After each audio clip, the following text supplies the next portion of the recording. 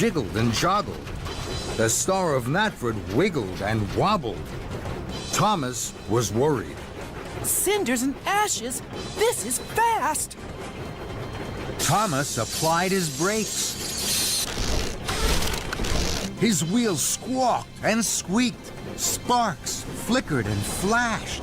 At last, Thomas screeched to a stop. The Star of Knapford flew high into the sky. It floated and flickered right over James and Henry and Percy. Then crashed with a crunch and a crack onto the track in front of Thomas. Then there was trouble. Old Wheezy and Hee-Haw started to cough and to splutter.